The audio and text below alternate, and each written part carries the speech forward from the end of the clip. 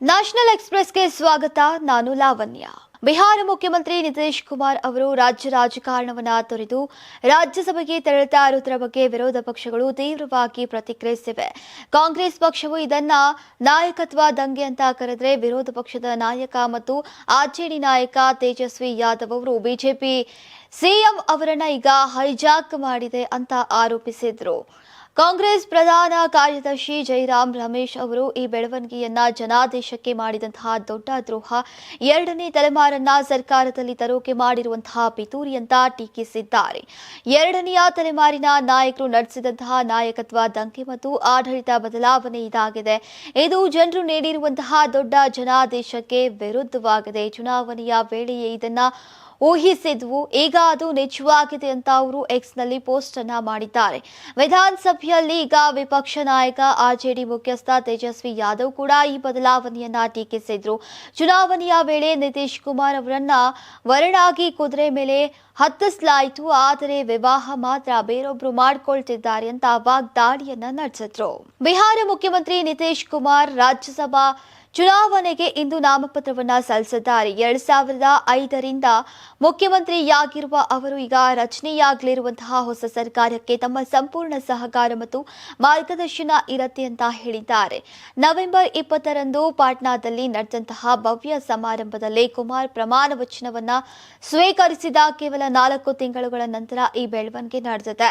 ತಮ್ಮ ಸಂಸದೀಯ ಪ್ರಯಾಣದ ಆರಂಭದಿಂದಲೂ ಕೂಡ ಬಿಹಾರ ವಿಧಾನಸಭೆಯ 2 ಸದನಗಳ ಹಾಗೂ ಸಂಸತ್ತಿನ 2 ಸದನಗಳ ಸದಸ್ಯರಾಗೋಕೆ ಬಯಸಿದ್ದೆ ಅಂತ ನಿತೀಶ್ ಕುಮಾರ್ ಅವರು ಹೇಳಿದ್ದಾರೆ. ಈಗ ಬಿಹಾರ ಸೇರಿದಂತೆ 10 ರಾಜ್ಯಗಳ 37 ರಾಜ್ಯಸಭಾ ಸ್ಥಾನಗಳಿಗೆ ಮಾರ್ಚ್ 16ರಂದು ಚುನಾವಣೆ ನಡೆಯಲಿದೆ ಅಂತ ಚುನಾವಣಾ ಆಯೋಗ ಘೋಷಿಸಿದೆ.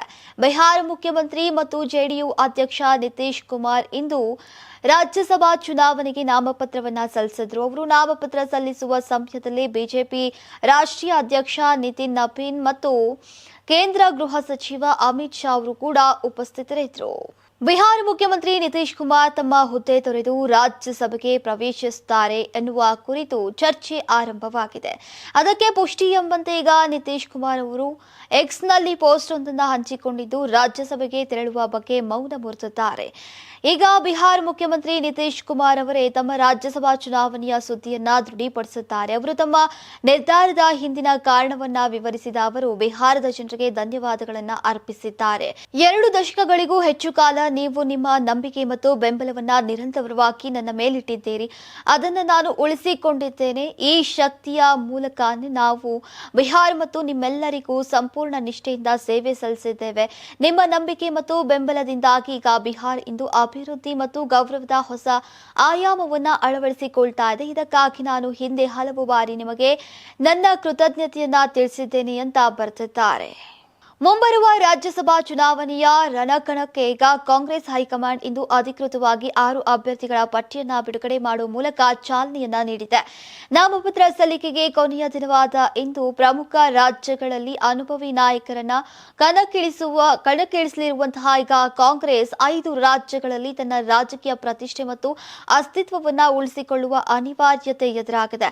ಕಾಂಗ್ರೆಸ್ ಪ್ರಧಾನ ಕಾರ್ಯದರ್ಶಿ ಕೆಸಿ ವೇಣುಗೋಪಾಲ್ ಅಧಿಕೃತವಾಗಿ ಅಭ್ಯರ್ಥಿಗಳ ಹೆಸರನ್ನ ಘೋಷಿಸಿದ್ರು. ಈ ಪಟ್ಟಿಯಲ್ಲಿ ಪ್ರಮುಖವಾಗಿ ಹಿರಿಯ ವಕೀಲ ಮತ್ತು ಕಾಂಗ್ರೆಸ್ ಪಕ್ಷದ ಪ್ರಮುಖ ನಾಯಕ ಅಭಿಷೇಕ್ ಮನು ಸಿಂಘ್ವಿ ಅವರ ಹೆಸರು ಕೂಡ ಸೇರಿದೆ. ಅದನ್ನ ತೆಲಂಗಾಣದಿಂದ ರಾಜ್ಯಸಭೆಗೆ ಮರು ನಾಮನಿರ್ದೇಶನ ಮಾಡಲಾಗಿದೆ. ಇನ್ನು ಸಿಂಘ್ವಿ ಈಗಾಗಲೇ ತೆಲಂಗಾಣನ ಪ್ರತಿನಿಧಿಸ್ತಾ ಇರುವಂತಹ ರಾಜ್ಯಸಭಾ ಸದಸ್ಯರಾಗಿದ್ದು ಈಗ ಕಾಂಗ್ರೆಸ್ ಪಕ್ಷದ ಪ್ರಮುಖ ಕಾನೂನು ತಜ್ಞರಲ್ಲಿ ಒಬ್ಬರು ಅಂತ ಪರಿಗಣಿಸಲಾಗ್ತಾ.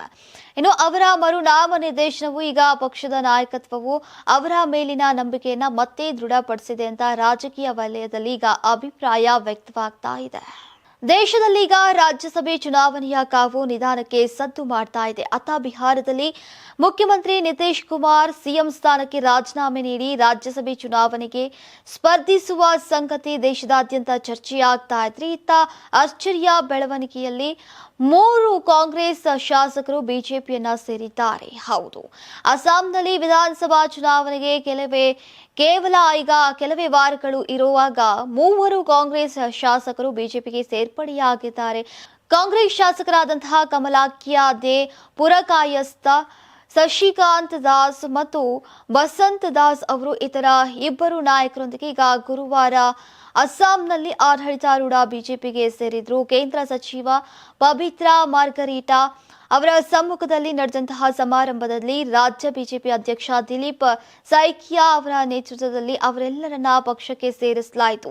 ಅಸ್ಸಾಂ ಕಾಂಗ್ರೆಸ್ನ ಮಾಜಿ ಅಧ್ಯಕ್ಷ ಭೂಪೇನ್ ಬೋರಾ ಅವರು ಕೇಸರಿ ಪಕ್ಷಕ್ಕೆ ಸೇರ್ಪಡೆಯಾದ ಬೆನ್ನಲ್ಲೇ ಈ ಬೆಳವಣಿಗೆ ನಡೆದಿದೆ.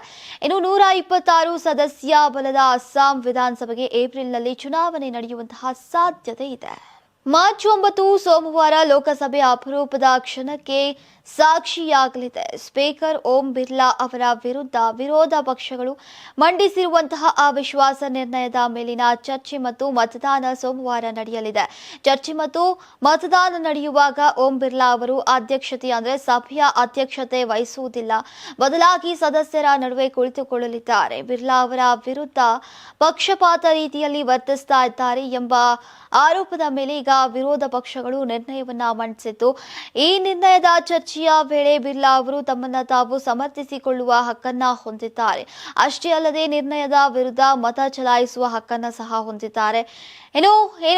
ಇನ್ನು ಜನವರಿ 28ರಂದು ರಾಷ್ಟ್ರಪತಿಗಳ ಭಾಷಣದೊಂದಿಗೆ ಆರಂಭವಾಗಿದ್ದಂತಹ ಬಜೆಟ್ ಅಧಿವೇಶನದ ಫೆಬ್ರವರಿ 12ಕ್ಕೆ ಕೊನೆಯಾಗಿತ್ತು. ಈಗ ಎರಡನೇ ಅವಧಿ ಮಾರ್ಚ್ 9ರಂದು ಪುನರಾರಂಭಗೊಂಡು ಏಪ್ರಿಲ್ 2ರಂದು ಮುಕ್ತಾಯಗೊಳ್ಳಲಿದೆ.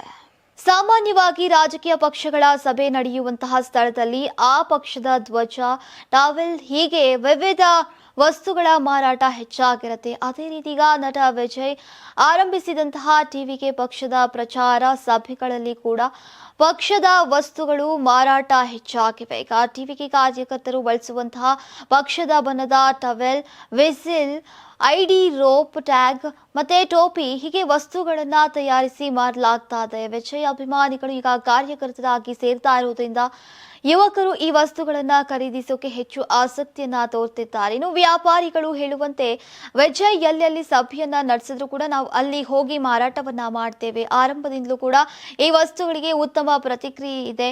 ಯುವಕರು ಖುಷಿಯಾಗಿ ಖರೀದಿಸ್ತಾರೆ. ಆದರೆ ಈಗ ಸ್ಪರ್ಧೆ ಹೆಚ್ಚಾಗಿದ್ದರಿಂದ ಕೆಲವರಿಗೆ ಉತ್ತಮ ಮಾರಾಟ, ಕೆಲವರಿಗೆ ಕಡಿಮೆ ಮಾರಾಟ ಆಗ್ತಾ ಇದೆ. ಇನ್ನು ಪ್ರಚಾರ ಸಮಯದಲ್ಲಿ ಇಲ್ಲಿ ಬಂದು ಮಾರಾಟ ಮಾಡಿದ್ರೆ ಒಂದು ದಿನಕ್ಕೆ 2,000ದಿಂದ 3,000 ರೂಪಾಯಿವರೆಗೂ ಆದಾಯ ಬರುತ್ತೆ. ವಿಸಿಲ್, ಟೋಪಿ ಹೀಗೆ ವಸ್ತುಗಳನ್ನ ಸಗಟು ಖರೀದಿ ಮಾಡಿ ಮಾರಾಟ ಮಾಡ್ತಾ ಇದ್ದೇವೆ ಎಂದಿದ್ದಾರೆ.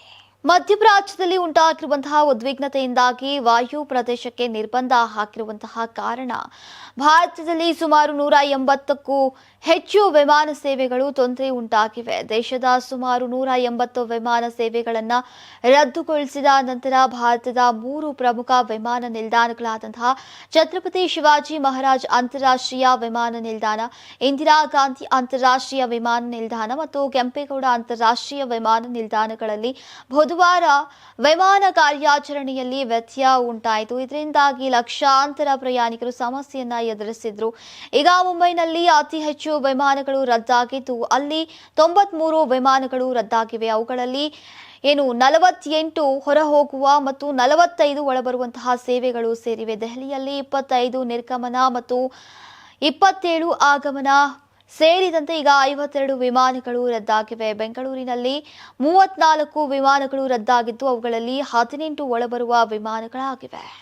ಮಧ್ಯಪ್ರಾಚ್ಯದಲ್ಲಿ ಯುದ್ಧದ ಜ್ವಾಲೆ ದಿನದಿಂದ ದಿನಕ್ಕೆ ತಾರಕಕ್ಕೇರ್ತಾ ಇದ್ದು ಇಡೀ ವಿಶ್ವವೇ ಆತಂಕದಿಂದ ಆ ಪ್ರದೇಶದತ್ತ ನೋಡ್ತಾ ಇದೆ. ಒಂದೆಡೆ ಇಸ್ರೇಲ್ ಹಾಗೂ ಅಮೆರಿಕ ಇರಾನ್ ದೇಶವನ್ನ ಬೆಂಬಿಡದೆ ಕಾಡ್ತಾ ಇದೆ. ಅದರಲ್ಲೂ ಇರಾನ್ನ ಸರ್ವೋಚ್ಚ ನಾಯಕ ಅಲಿ ಖಮೇನಿ ಅವರ ನಿಧನದ ನಂತರ ಕೆರಳಿರುವಂತಹ ಇರಾನ್ ಈಗ ಅಮೆರಿಕ ಹಾಗೂ ಅದರ 14 ಮಿತ್ರ ರಾಷ್ಟ್ರಗಳ ಮೇಲೆ ದಾಳಿ ಮಾಡ್ತಾ ಇದೆ. ಇದರೊಂದಿಗೆ ಪಶ್ಚಿಮ ಏಷ್ಯಾದಲ್ಲಿ ಸಂಘರ್ಷ ತೀವ್ರಗೊಂಡಿದೆ. ಇದರ ನಡುವೆ ಈಗ ಇರಾನ್ ಪ್ರಭಾವಿ ಸಚಿವರೊಬ್ಬರು ಈಗ ಯುದ್ಧದ ವಿಷಯದಲ್ಲಿ ಭಾರತದತ್ತ ಆಶಾವಾದದ ನೋಟವನ್ನ ಬೀರಿದ್ದಾರೆ.